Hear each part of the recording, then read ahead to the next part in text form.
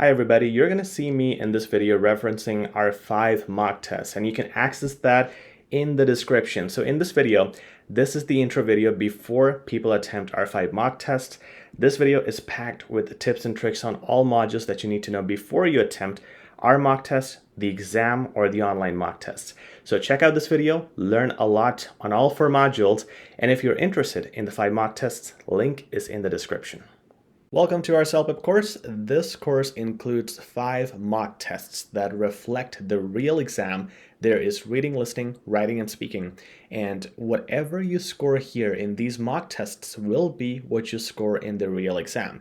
If you see the online samples, especially the free ones, they are very easy. If you're scoring 10 there, in the real exam, you're going to score 7 or 8. So this is different because it is built to ensure you see your actual level and have the challenging exam at home before you face it in reality. In this video, in 30 minutes, first I'm going to go over writing and speaking. We'll discuss that. We'll discuss tips, strategies, and most importantly, vocabulary. That is the most misunderstood concept for writing and speaking, and we have the special PDF that is included in your course that will address that. Second, in the second part of this video, I'm going to discuss reading and listening. It's going to be a brief overview within 30 minutes of all the 4 modules so you are ready to go and start your mock tests. We do have a much more detailed course, a 15-hour course with videos on all 4 modules with examples and details and material. You can search it here. It's under my name, Sean, CELPIP 15-hour all-inclusive course, and that is loaded with content. But the purpose of this video is to ensure you have the most important tools ready for you to go ahead and start your preparation before you attempt the mock tests. Okay? So with that said, let's get started with this PDF. This PDF is included in your course. There are a lot of writing questions here, and the beauty of this is it is very detailed. So you can look at this video here, or you can open it up in your folder, and you can see where I am reading. This is question number 1, and here we can see a sample level 6. This student will score a 6, this student will score a 9, and then we have a little bit of breakdown later on. So we're going to go over all of that. But this PDF is loaded with questions. I really recommend you go over all these questions because they will help you a lot for your exam. So what we can see here is in question number 1, you can read the question if you want. I'm not going to go over it, but let's look at the sample. All right. First thing you can see for a student who's scoring a 6 is it's just one paragraph. There's no structure. There's no breakdown of different points. Right away, what you can see with someone scoring a 9+, and by the way, that means 9, 10, 11, 12. You have paragraphs. You have a division. So you start with Dear Bob. You have the first paragraph, which is an introduction or a greeting, because this is an informal email. You have one paragraph here, one here, and one here. So what these 3 paragraphs are doing is they are answering the 3 bullet points in sequence. So you get 1 paragraph for each bullet point. That is how you write a 9+ structure. When you finish up, you have the ending greeting, which is the conclusion. So in total you have 5 paragraphs. Okay. Finish off with best regards and your full name, or first name is also enough for the informal letters. In this case, the student had just said thanks, not good enough for CELPIP. Okay, you got to do the ending salutation. But more than that, let's look at a few lines. And you can read the whole thing yourself, but I'm going to go over the first few lines. How are you? I'm doing good, by the way. I wanted to ask you something. How about we throw a party for Erica? She has been very down and needs to get something to cheer her up, and I really want to cheer her up with this party idea. Very basic sentences. The level here is the way you would talk to a real friend, but don't talk like that. That's the whole thing about CELPIP writing and speaking too. You should use very advanced wordings, even if it is informal. It doesn't mean you have to use professional words. That is going to make you lose marks. But even informally, you have to use vocabulary or sentences or phrases that are less commonly used. Unique phrasing that also should be descriptive and convey your emphasis and expressions. Let's see an example, and this is right below. Dear Bob, it's been a while, hasn't it? You see, the start is so unique. Nobody writes like this commonly. It is still informal. It's nothing, we're not saying that I'm glad to be in a meeting with you right now. Okay, so it is still informal. I am exhilarated. So an advanced word here, exhilarated, with an idea that just popped up in my head. This is, again, informal usage, and it is not, I wouldn't, if I were formal, I would say an idea just came to me, or I just have a thought. But here, popped up, because it is informal, so you are supposed to use that kind of jargon. Just don't be unprofessional too much. You cannot use slang. Just remember that. About Erica's ill mental condition, semicolon, and then I have the perfect fix and then exclamation mark. So by using exclamation marks, semicolons, you show the examiner that you can do a range of punctuation. So you got to show a range of vocabulary, phrases, idiomatic expressions, and punctuations. But don't worry, going through this PDF, you will learn exactly that. Note here that exclamation marks like these are used only for informal letters, not for the formal letters. So right away with the first sentence, if I'm the examiner, here are the things that I can see right away. The first impression is great, and you have given me a question mark, a semicolon, an exclamation mark, and obviously you're going to use full stops later on. So you have already shown a lot of range of punctuation. Okay, exhilarated, great word. Popped up, great word. These are unique words and low frequency words, so great job on vocabulary. I could have said mental condition, but it says ill mental condition, so that is descriptive. The more descriptive you are with adjectives like ill, mental, exhilarated, that or perfect, they are going to add to the range of a vocab. Okay, and the whole phrasing, the way it's phrased is a way that would not normally be used. It is unique phrasing, unique use of adjectives, sentences, and a very nice way to communicate the idea while keeping it informal. So that's well done. You can go ahead and read the next parts as well. This PDF is included in your course. But let me bring you here. This table breaks down exactly what a CELPIP level 6 versus 8 versus 9 plus would look like. So we saw that the student wrote the sample sentence, how are you? A CELPIP level 8 would say, how have you been doing? Why is that a level 8? Is because it's longer. Anything that is descriptive or complex will gain more marks. It doesn't mean you have to make everything descriptive and complex, but the more you do, the better, technically. It's also less commonly used. This one is simple and common. This is not. But what is a 9 plus? Because that's where we are aiming at. It says it's been a while, hasn't it? And that's what we saw earlier, right? So you can memorize this if you would like to, but it's better to understand how the usage is. So there is a sentence, a phrase, I should say, comma, and then a question, quick question, because it is informal. You can also put a semicolon here, but the reason the student didn't do that here is because there are semicolons later on. So you don't need to overuse one thing. You also need a range, so you should keep a balance between punctuation marks.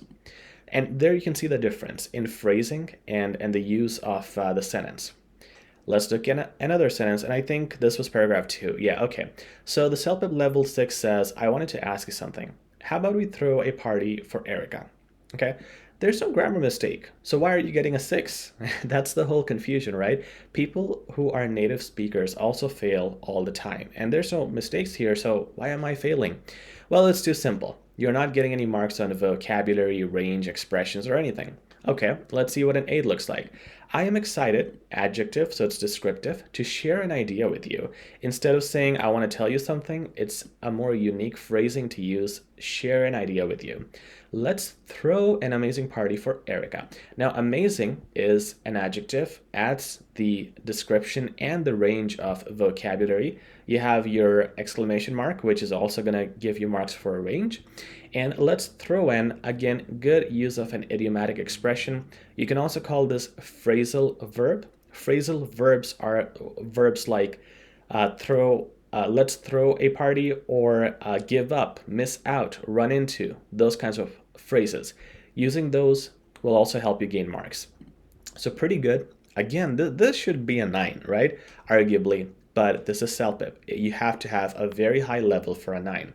Now, it says, I'm exhilarated with an idea that just popped up in my head about Erica's ill mental condition. I have the perfect fix. You can see how we have gone over this already, how we have used the exclamation marks, the phrasing, the adjectives, the description. Okay, so there you go. You can go over these sentences. It will really open up your mind on how much advanced you have to be in vocabulary. But even after that, you have a sample vocabulary breakdown, and these are words related to the writings that you have seen, the samples. So the basic sample and the advanced sample. The words we used are, instead of excited, we said exhilarated. Complaining, you say ranting. Good, you say awesome. You can see with all these words, we're still being informal. Nothing here is formal. I am not saying we're looking forward to or anything. And when it comes to the formal letters, which you will see later, because you have question 1, question 2, and then you will get some formal letters later on as well, or emails, you will see the tone changes. But more importantly, you can see the breakdown with the vocabulary, and that is key to understand. Now, guys, this file, the intention of this file is to help you in vocabulary and understanding what range, emphasis, phrases, all of those things mean for writing and speaking. Okay, this is not just for writing. The only thing you would not apply in speaking, of course, are the exclamation marks and punctuation marks. Everything else that you learn here, you should apply in speaking as well. All the fancier words, memorize them. Okay, all the sentences, the way you have seen them here, shift them, change them to the advanced versions, and do that in speaking too. What you can do is make sentences. So you see the advanced wordings, try to make sample sentences with those by speaking. When you see a level 9 sentence like this, try to make a sample sentence similar to this in speaking. So speak a sentence this way. For example, the sentence here says, remember to keep the spotlight of the party on Erica since we need to cheer her up mainly. Okay, so another sentence I could make here is, remember to keep the spotlight on the current trends since we need to ensure we deliver for the company in 2023, 2024. So in this case, why I'm doing this is because since is going to make your sentence complex. Keep the spotlight is fancier phrasing. Okay, so by using these similar sentences, you're going to gain marks in a lot of places. Something like mainly has a lee. Lees are adverbs. Quickly, slowly, all the lees. Okay, the more lees you have, the more marks you will get. Again, it adds to the range because people don't use adverbs. So there's a reason why everything is placed here the way it is. Make sure to memorize those concepts. Use them in your writing and speaking for the best marks. Now, let's look at speaking. Okay, you have been given 5 mock tests, as I mentioned, and you have 5 mock tests for speaking. At the end of every mock test, this is something we always remind you. Hey, did you record yourself? If yes, check your answer. So basically, every time you practice speaking in these mock tests, make sure you record yourself. You have to be your own teacher in this course. You will record yourself, play the answer, and check your answer based on this criteria. So we'll jump into the criteria right now, but make sure you have listened to yourself just as an examiner. You would notice flaws. Are you using too many ums? Are you answering the question to the point? Is your grammar flawed? Are you hard to understand? A lot of people avoid this because it's stressful to listen to yourself and figure out your mistakes. You don't want to think of mistakes, but you have to record and listen and then speak again. Okay, so a few things you want to check when you're speaking and improve on those is tone. How is your intonation, tone, emphasis when you spoke? Were you expressive? So it's important to be natural. Do not talk like a robot. A lot of students do that. Make sure you have a natural pace like you were talking to a real person, just like native speakers do. Did your volume fluctuate according to what you are saying to make it sound natural? Again, same thing. If you are natural, your volume should go up and down. It shouldn't be monotone. And were you fluent? It does not mean accent. Remember that accent has no marks in CELPIP speaking. This means if you were not pausing too much, and by that, by the way, I mean pauses are good, just not too much pausing, just not too many ums or a 3-second silence. Reasonable pausing is fine, but also not stuttering and just being able to have a flow of your thoughts. A great thing here is using connectors. So using furthermore, moreover, also, however, that adds to your fluency and it's going to give you marks there. Okay. Check your task response. So did you answer what was being asked? Was your response long enough? Was it appropriate in the social context?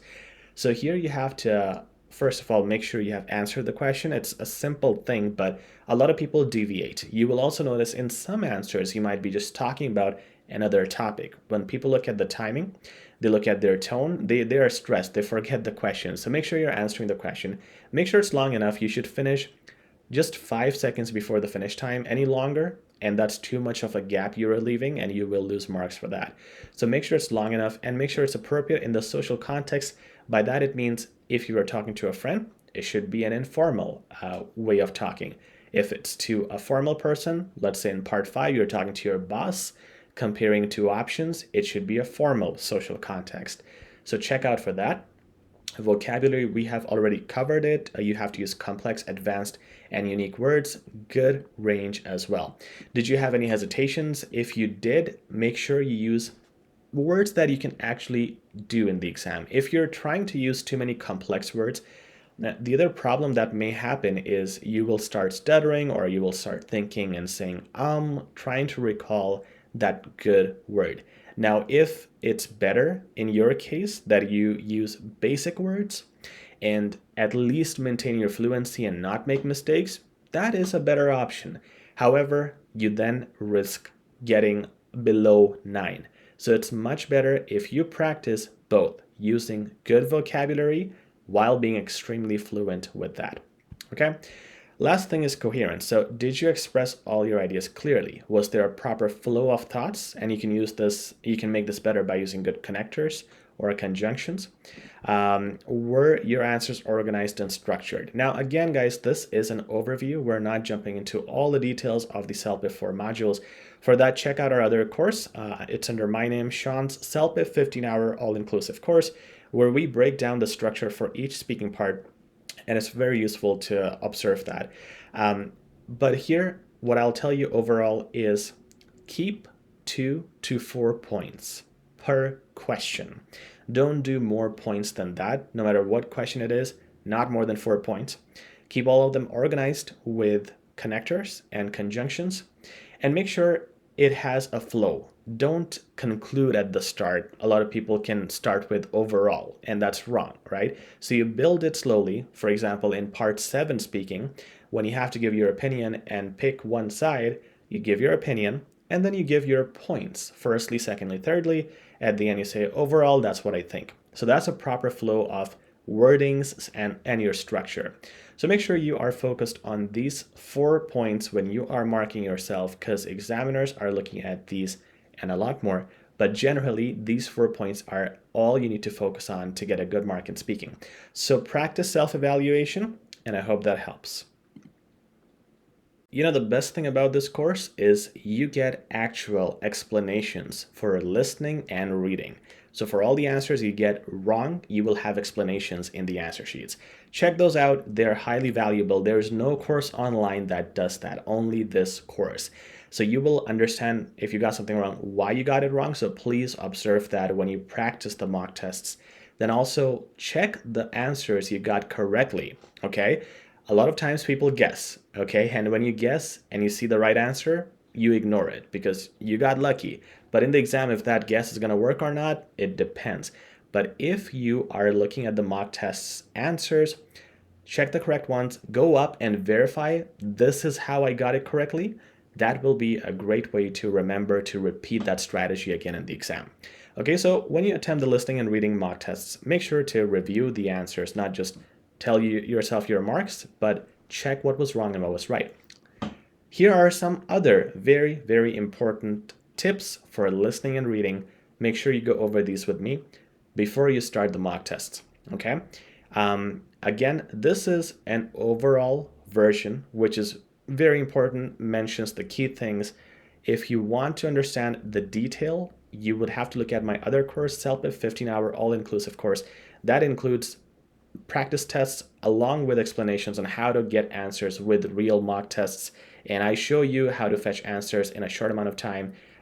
It's more descriptive, but here my purpose is going to be to get you ready within the next 10 minutes. Okay, so when we start listening, we're given a pen and paper, right? You are supposed to take notes when you listen.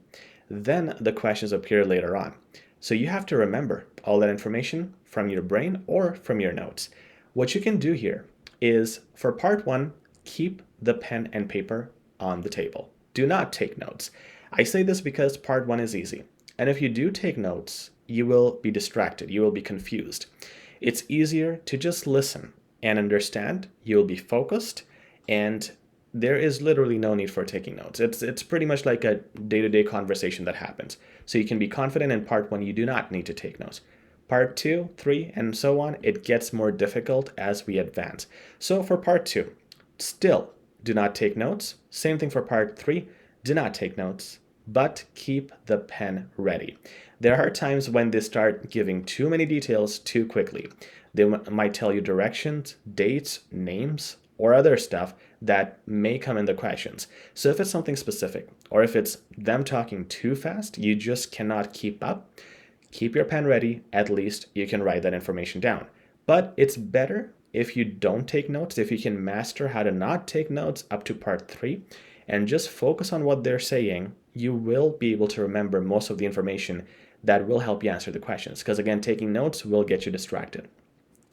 But in part 4, you cannot avoid that. Same thing in the other parts. You have to start taking notes now. But wait a second, I said it's going to be distracting. Yes, but there is no possible way you can remember everything that is being said from parts 4, 5, and 6, because they're going to say a lot of things. These parts are starting to get more lengthy from part 4, and your brain cannot remember them. So now you have to learn the skill of multitasking, taking notes down, as well as listening at the same time. But an effective way to do this is take notes with not only words, but pictures and memory as well.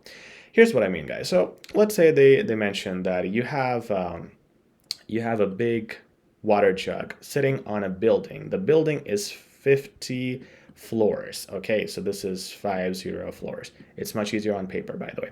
50 floors, and now what happens is the water drops 10 feet down to the ground, and there is panic. Okay, so 10 feet down, and then you can make people here, for example, I'm gonna just make this panic.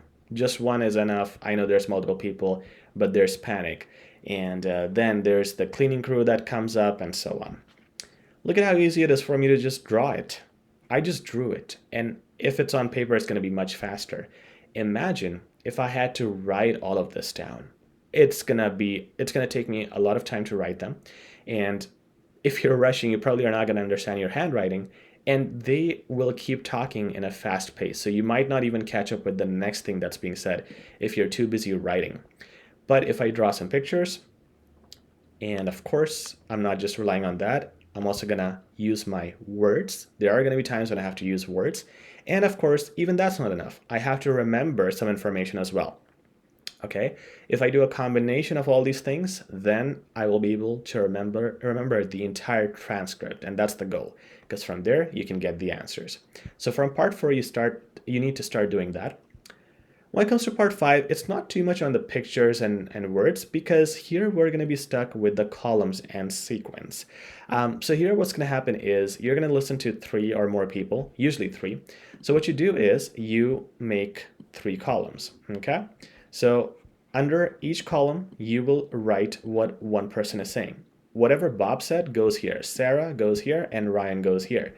Make sure to also keep it in sequence. So if this thing is said first, you put it right here. Sarah talked next, you put it here. Then Ryan, put it here. Going back to Bob, put it here. Sequence will help you get the answers of the questions. A lot of the questions are in sequence, and sometimes they might ask, how did Bob respond to Sarah when this was said? So you would know what Sarah said and then how this guy responded based on the sequence. Sequence will help you a lot in answering the right questions. Columns will help you separate the words and the sentences that were said by each individual. So that will help you organize things because questions will ask you who said what to who at what point. Okay? Finally, when it comes to part 6, separate sections for separate viewpoints. So here, what you would do is you would make a column every time someone says something. This is viewpoints, so it could be 2 viewpoints, it could be 4, it could be more. This is the part where people are debating. So this could be about fishing, and this person might be supporting fishing. And then you have another person who is opposed to it. And then you have a third person who supports fishing. Every person needs a separate column. We don't know how many people there are going to be, so you keep making columns as you go. And if it's positive, you put a check mark. If it's negative, you put a cross, as I said here. Okay, that will help you understand the flow of the conversation. Who supported it, who went against it, and if there's neutral, you can make a column for that too. So put the check and cross, that will help you track the things that were said. And while you are writing within those columns, remember to make pictures, use words, and use memory. Again, all those 3 great things. Okay, great. So make sure to apply these strategies for your listening parts. Let's look at reading. Reading has been a problem recently for a lot of people. Most people are really struggling in reading, and that's why we highly recommend these mock tests to see what your actual level will be in the exam. Here are some really important strategies you need to know before you attempt these mock tests. So for part 1, there are 2 sections. Section 1 is where you have the multiple choice questions along with the first letter, and section 2 is the second letter, the response letter. Remember to give 80% of your time to section 1, 20% of your time to section 2. This also holds for part 2. This also holds for part 4. In all these parts, you have 2 sections. In all these parts, you want to put 80% time in the first section, 20% time on the second, because when you are attempting these parts, you have to read the questions, okay?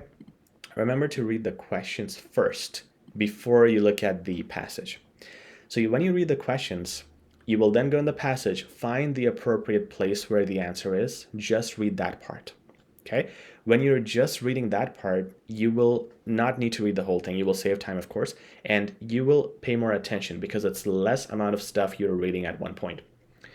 And when you're doing that, for the first section, you need 80% of the time because this is the very first time you are looking at the questions and looking at the passage and trying to understand it. When you go to section 2, by this time you already know the passage. You already know the initial passage, and you would need to know or remember the tone, the expressions, the way the first passage was in order to understand how to answer part 2.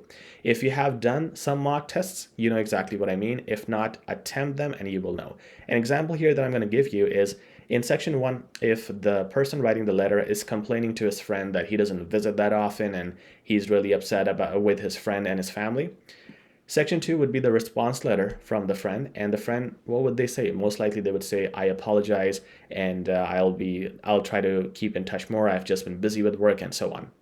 So if the first sentence is I, and then the options are apologize, am happy, thrilled, or stressed, I would pick apologize because obviously when he responds to a friend, he's going to apologize most likely, right? So I can answer most of these questions with the tone that I know from reading section 1.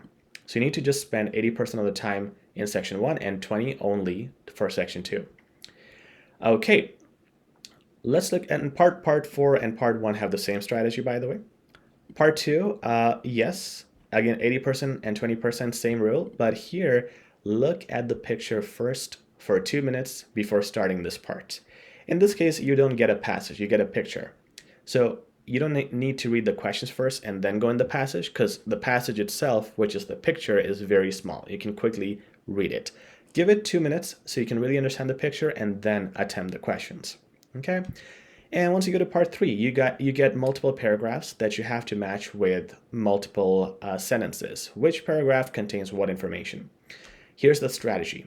Look at all the questions first, all of them. Read all the questions. And here, you will try memorizing the given keywords. Don't just memorize it, like spend time on it again and again. By memorize, I mean look at it and just close your eyes for 2 seconds. Try to remember that keyword. Now go to each paragraph one at a time. And once you read paragraph A, you will find that this answer is in number 3 and number 8. So paragraph A, you get 2 answers. Then you go to paragraph B, you get 4 answers. Paragraph C, you get 1 answer, and so on. Whatever is left at the end is not given. Simple as that. But why did we memorize the given keywords? It's because when you do that and you read all the questions, then you go into the paragraphs, you remember the things that were said from the questions. And when the paragraph starts talking about that even briefly, your brain says, oh, this is mentioned in question number 3. This is mentioned in question number 7. Or if it's paraphrased, again, your brain will click because you have read those keywords. So your brain will actively look to match the sentences you read when you're attempting these paragraphs. This is why this strategy really helps in part 3. Okay?